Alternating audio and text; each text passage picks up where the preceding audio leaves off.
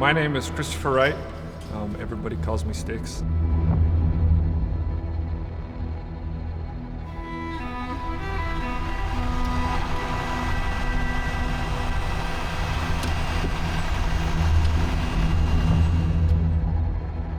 I've been here at South Jordan Fire Department for 15 and a half years.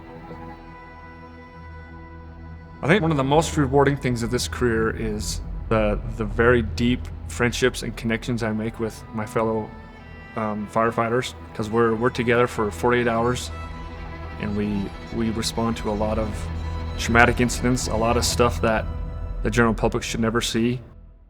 Anyway, respond to fire 2. We are 4725 south. Timeout 1358.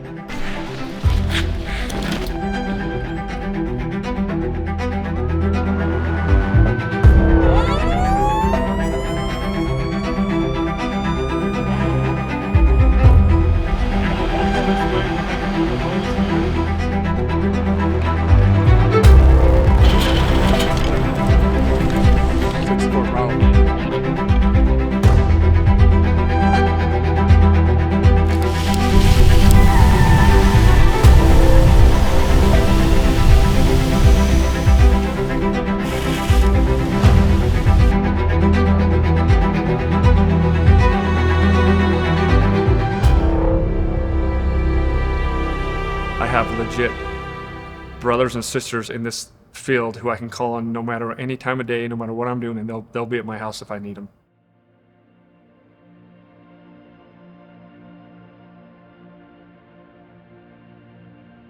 Throughout my career, there's been difficult calls, and you talk to any firefighter across the United States, it's always pediatric, it's always the kids.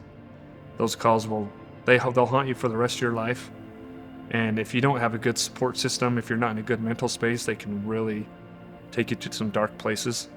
And yeah, there was a call I had quite a few years ago. My daughter was around the same age, and I won't go into details about the call, but it was a pretty traumatic traffic accident, and we had to pick this girl up off the road and try to put her back together. And we knew she wouldn't survive, but we did everything we could to help her. And then after going home the next shift, after you have a couple days to process what happened, it hit me. I remember my daughter was about the same age, and I just pictured my daughter in that situation. I broke down. I bawled my eyes out.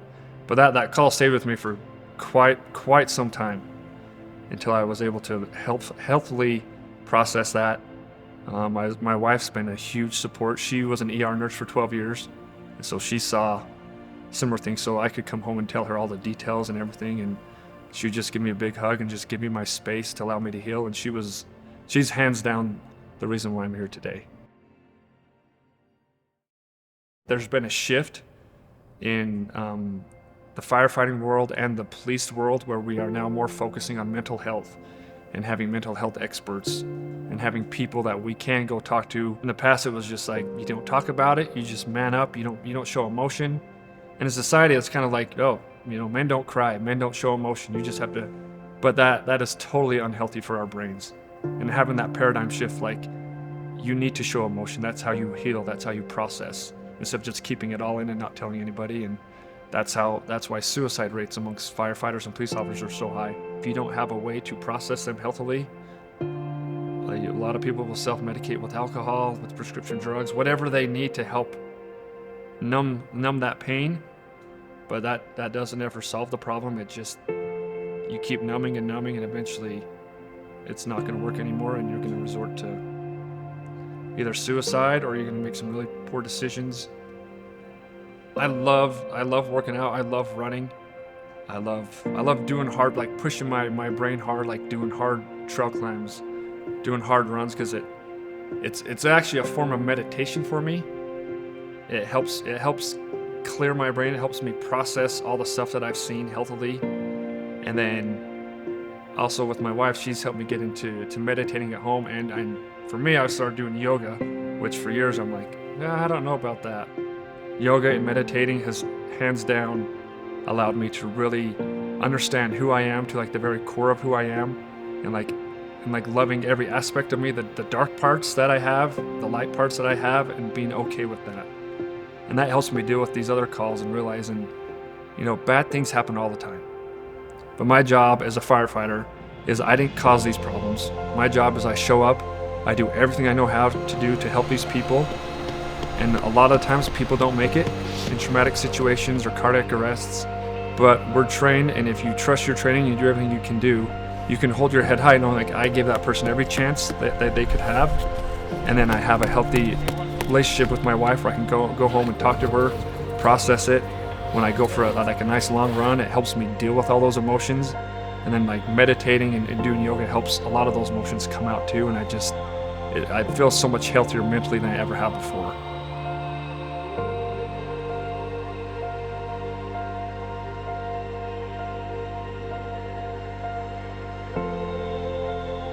I want these young guys and these people below me, I want to see them fulfill their full potential.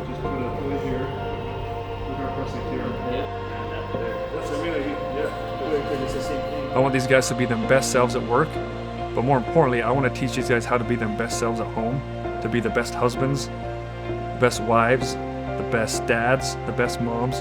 That is legitimately all I care about. And I want to see them fulfill whatever their dream is in this career, whatever they want to do. Like I want to make sure I get them ready to move to the next level. Because at this point, it's not about me. When you become a leader, it's about the people you serve, the people who you work with, and having them reach their full potential and giving your all to helping them reach that. There's nothing else I could ever see myself doing. It becomes kind of like who you are to a sense because of the stuff we see, the stuff we do, and the stuff we train for. It becomes kind of like ingrained in your blood somewhat, and I wouldn't trade it for the world.